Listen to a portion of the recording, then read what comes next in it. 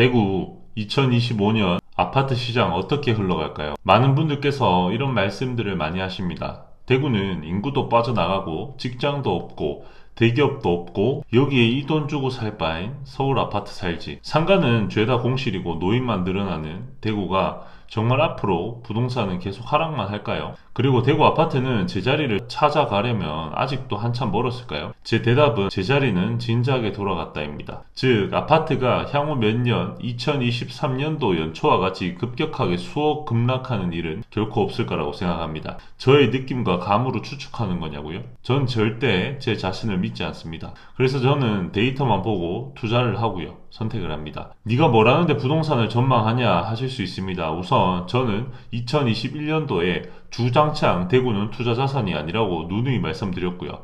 네가 뭘 아냐고 그때도 많은 악플이 달렸습니다. 하지만 지금은 반대로 시장이 좋아질 거다라고 해도 반대로 악플이 달리곤 합니다. 참 아이러니한 상황입니다. 이 영상 끝까지 시청하시면 분명 앞으로 대구 시장이 어떻게 흘러갈지 어느 정도 감이 잡히실 거라 생각합니다. 마지막에 대구 아파트가 오르기 직전에 보이는 가장 중요한 시그널도 정리해뒀으니까 끝까지 시청해주세요.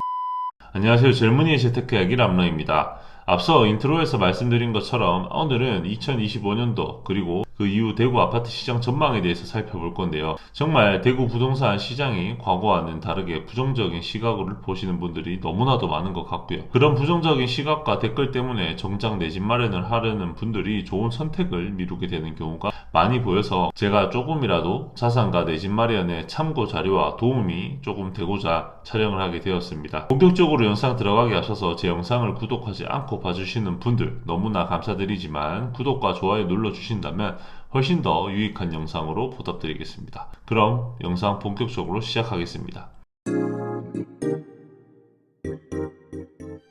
네, 먼저 우리가 일단 대구의 매매가 흐름을 한번 살펴보겠습니다. 매매 가격 흐름이 비어있는 곳, 즉 2025년도부터 2026년도 앞으로의 대구 부동산 시장을 어느 정도 예상을 하고 대비 정도 할 수 있기 때문에 각종 데이터를 가지고 이 빈칸들을 채워볼 텐데요. 이 빈칸을 채울 수 있는 첫 번째 데이터는 다들 뻔하다고 생각할 수 있지만 미분양 데이터입니다. 대구광역시 미분양 수치는 전체 평균 대비해서도 많이 초과하는 수준에 있죠. 현재 약 8,000세대 정도의 미분양이 적시되어 있는 상태입니다. 근데 그거 아시나요? 미분양이 감소 추세를 보이면 이미 가격 상승 추세도 조금씩 그리게 됩니다.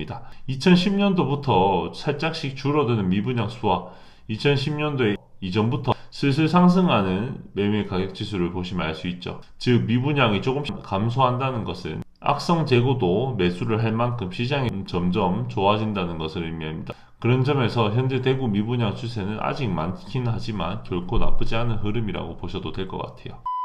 두 번째는 이와 유사한 입주 물량 데이터입니다. 2023년도에 굉장히 많은 입주 물량을 기록했고요. 때문에 많은 미분양과 심지어 금리 인상까지 겹쳐서 대구 부동산 시장은 진짜 최악의 상황이었습니다.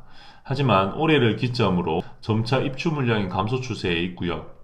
2025년도에 1만 세대 가량의 입주를 하지만 과연 저 중에서 좋은 입지에 정말 많은 사람들이 선호하는 아파트의 입주는 얼마나 될까요? 실질적으로 외곽지의 미분양 아파트가 큰 임팩트를 주지 못하고 있기 때문에 2025년도 입주 아파트 위치에 대해서도 살펴볼 필요가 있습니다. 마지막에 제가 간단히 정리해 드릴게요. 입주 물량 데이터의 결론은 점차 감소 추세이며 좋은 입지에 물량이 없다면 더욱더 도심지 특정 아파트의 수요가 몰리게 되고 양극화가 일시적으로 더욱 강해질 수 있습니다. 세 번째입니다. 거래량 데이터인데요. 거래량 지수로만 봤을 때는 앞으로 아주 좋은 데이터라 보기는 어려울 것 같습니다. 거래량이 적다는 것은 두 가지 의미가 있는데요. 시장이 매우 좋은데 거래량이 적은 것은 파는 사람이 계속 자산 가치가 오를 것이라는 기대감에 매물을 걷어들여서 발생하는 거래량 감소이고요. 현재는 매수자가 앞으로 시장 경기와 부동산 경기에 의심을 가지고 고민을 많이 하고 있습니다. 매도자들은 오히려 이제는 자산 가치가 좋아지지 않을까 하는 기대감이 혼재하는 시기라 보시면 될 것 같습니다. 즉 매도자는 생각보다 적극적으로 팔려는 사람이 줄어들었고요.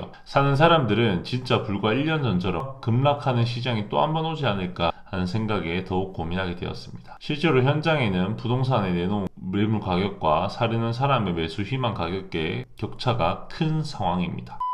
네 번째는 경매 낙찰가율을 살펴보겠습니다. 경매 낙찰가율이 중요한가라는 생각을 하실 수 있습니다. 먼저 낙찰가율이 왜 중요하냐면 감정가는 아파트 기준 6개월에서 1년 전 실거래를 따라갑니다. 그런데 시장이 침체될 때 1년 전 가격이 오히려 현재 가격보다 많이 비싸겠죠. 그럼 실제로 감정가보다 현재의 낮은 금액으로 낙찰되곤 합니다. 예를 들어 보겠습니다. 1년 전에 10억 하던 집이 현재 7억 하는데 감정가는 10억 그대로 나온다면 경매 낙찰가는 6억, 7억 수준의 낙찰이 되겠죠. 따라서 70% 수준밖에 낙찰가율이 나오지 않습니다. 반대로 1년 전 시세가 10억 하는 집이 현재도 10억 수준이라면 경매 낙찰가는 아파트라면 10억에 준하는 가격으로 낙찰이 되곤 하겠죠. 따라서 낙찰가율이 높아진다는 것은 시장 경기가 좋아진다는 것을 의미하고요. 대구 수성구 낙찰가 기준으로 살펴보겠습니다. 2023년도 1년 동안 금리 상승 입주가 맞물리던 연초에는 60%도 되지 않는 낙찰가를 보일 때도 있습니다. 60%대의 낙찰가율을 상대적으로 많이 보여주고 있는데요. 하지만 현재는 꾸준하게 80%에서 높게는 90% 중반대까지 낙찰가율을 보여주고 있습니다. 달서구 아파트도 마찬가지입니다. 60% 수준의 낮은 낙찰가율을 보이다가 현재는 꾸준하게 80% 이상의 낙찰가율을 보이고 있죠. 따라서 낙찰가율이 최근 들어 견고하게 유지된다는 점에서 부동산 매매가의 하방을 어느 정도 받쳐주고 있지 않나 생각합니다. 다섯 번째입니다. 다른 지역과의 아파트 가격으로 비교 분석할 건데요. 저는 대구 및 수성구의 몇몇 주요 아파트와 타 지역의 몇몇 우수한 아파트의 시세를 주기적으로 체크합니다. 그래서 비슷한 가격대를 이루던 아파트가 가격 차이가 크게 벌어지면 상대적으로 저평가 받았다는 생각이 들어서 긍정적으로 보곤 하는데요. 그 중에 한 곳인 대구 30평대 중 대장 아파트라고 볼 수 있는 힐스테이트 버모와 공덕자이를 비교해봤습니다.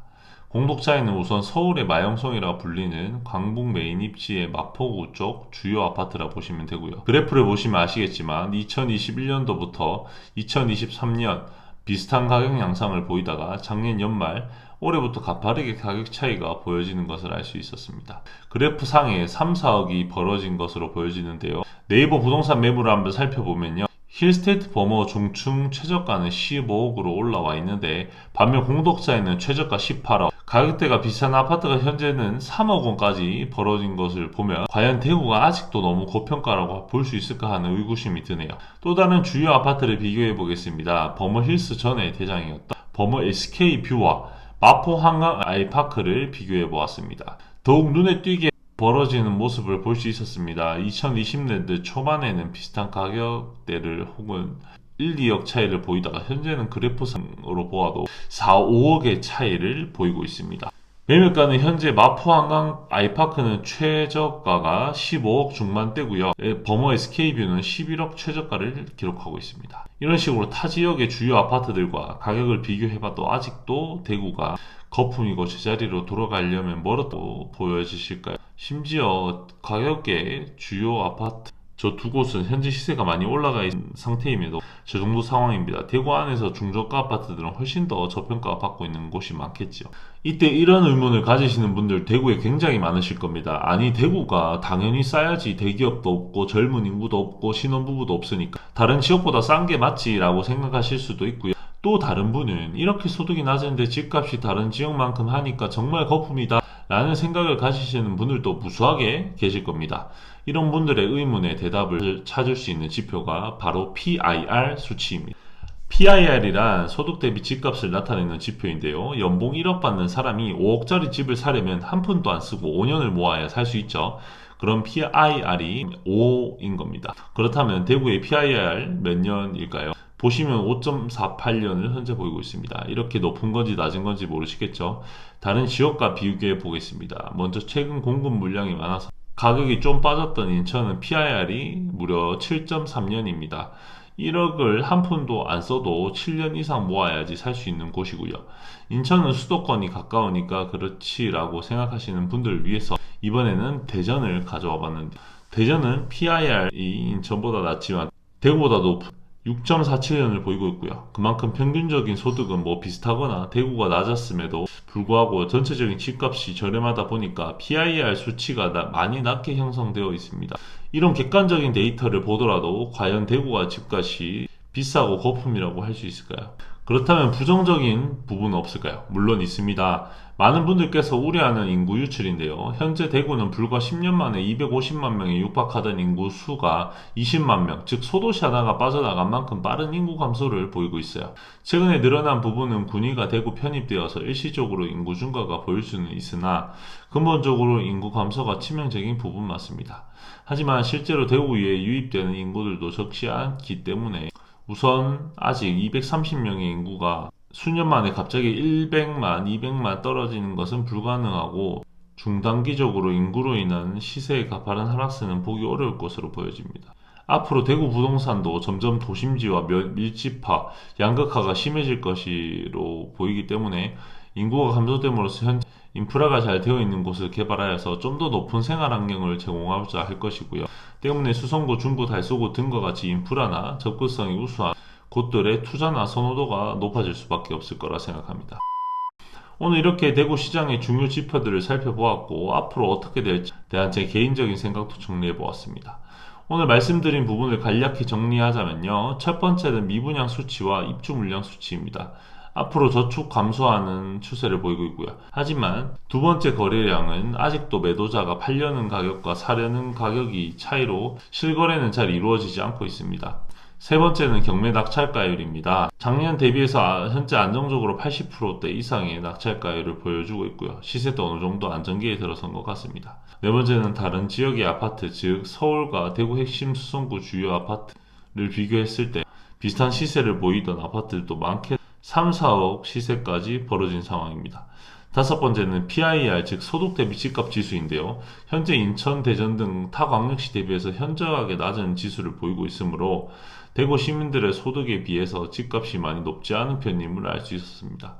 마지막으로 부정적인 인구 감소에 살펴보았을 때 어느 정도 감소는 하고 있었지만 제법 있기 때문에 중단기적으로 인구 감소로 인한 가파른 가격은 결코 없을 것이라 생각합니다. 점점 더 장기적으로 봤을 때 핵심지와 중심지, 도심지 외에는 점차 지역이 소외되지 않을까요? 정말 많은 부분들이 이견이 상이할 수 있습니다. 그래서 저는 여기서 가장 중요한 부분은 미분양 수치와 입주 물량 수치, 너무 당연한 것이고요. 두 번째로는 거래량 수치입니다. 이 두 부분을 주목하시고 미분양이 감소할 때는 즉시 매매가의 흐름과 매매 동향을 살펴보시고요. 하지만 내년에 이맘때 2026년도 그리고 꼭 내년 이맘때 2026년도 시장 가격 전망을 해드릴 테니까요. 그때 어떻게 시장이 흘러갔는지 꼭 메모해 두셨다가 제 의견이 어디까지 같고 어디까지 일치하고 어디가 맞았는지 꼭 한번 살펴보시기 바라겠습니다. 오늘 또 이렇게 긴 영상 봐주셔서 너무 감사하고요. 나가시기 전에 구독, 좋아요, 알림 설정 부탁드리겠습니다. 감사합니다.